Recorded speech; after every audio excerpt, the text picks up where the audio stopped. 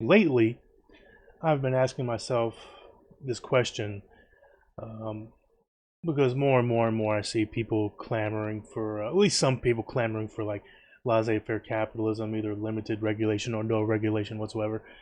And I ask myself, do they realize that they're maybe they know or they don't know that they're trying to set up a system or a situation that is going to lead to a socialist uprising? And I don't necessarily mean it's going to be like one of those violent uprisings like they had in Cuba. I mean, we sort of have it, have these things happen in the past, like with FDR getting elected, doing the New Deal, which is not really socialist, but it's definitely more social democrat. But it's anyway, it could have gone the more socialist direction, but it didn't. So when you have these conditions at the economic bottom be so terrible for the benefit of those who are private business owners, the wealthy elite, um, it's just you're setting it up for fucking disaster, for fucking disasters, you know, revolution of that laissez-faire capitalist system into some of that socialist. Piss off so many people at the fucking bottom. They're gonna be like, fuck it, this system ain't really working for us. These companies and these oligarchs, plutocrats, are just getting away with pretty much whatever they want, just for the sake of them making as much money as they fucking want to. I mean, do they understand that? Do these laissez-faire capitalists? I mean, if you're listening to this and you are a die-hard laissez-faire capitalist, you want the government doing any fucking thing. You want to be hell. You might even be anarcho-capitalist. Um, it's like, do you realize that you're setting up a fucking type of scenario where people at the bottom go so fucking pissed off they say, "Fuck it, we're gonna bring in real socialism." Because this is bullshit. We're tired of being just unjustly exploited in an undemocratic, unstable, unsustainable way. You know, that's what capitalism is.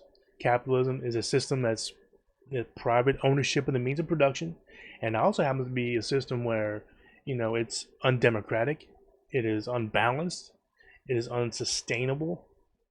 I mean, it's prone to fucking crashes, recessions, downturns every 4 to 7 years on average.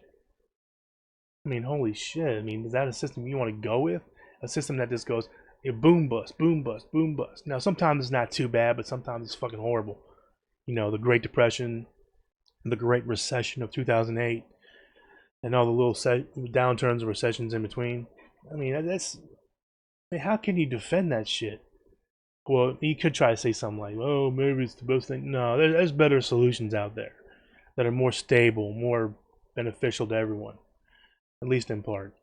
But anyway, do you understand if you're listening to this and you're hardcore laissez-faire, like you're setting up a situation for that people to get at the bottom to get so fucking pissed, like fuck it, we're either a going to get elected to office to change the shit en masse legally, or just do what they did in Cuba and just fuck it, we're just going to just upend the system that way.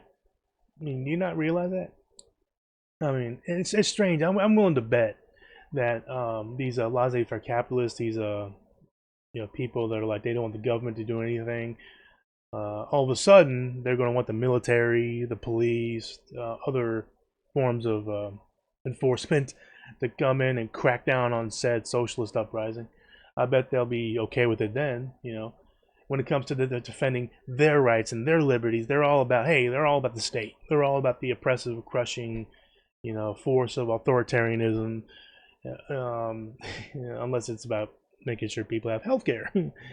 But and then oh no no no, everyone's a libertarian until they're not. But anyway, I thought I'd make this video real quick and just because I've been thinking about it more and more. Like, do they not realize they're setting themselves up for fucking for a revolution? Even John Maynard Keynes, right? The guy made famous for Keynesian economics. He understood this. He understood that you have to have some government spending, especially in economic downturns, some social program spending to temper the extreme harshnesses or the extreme rough edges of capitalism, to keep the people at the bottom, you know, keep them from being so angry that they want to upturn the system. Because he wanted, John Maynard Keynes, believe it or not, wanted to prevent a socialist uprising. But people like Hayek, they're like, no, no, no, the market's got to be free. Free of the markets, free of their corporations to crush people at the bottom for profit. He didn't say it like that, but I'm saying that. So yeah, he wanted to prevent the socialist uprising through some government intervention. But of course, people like Hayek are too blinded by their own ideology to see that maybe the way Hayek's want to do it will actually end up leading to a socialist uprising. Maybe they realize it, maybe they don't. I don't know. Is it a secret socialist accelerationist? I don't know. I don't know if they. Well, I do know it would happen that way, but I'm saying as far as do they realize it? I don't know. Anyway, leave your thoughts down below. It's just an interesting thought I've been pondering here for quite some time. And anyway, thanks for watching.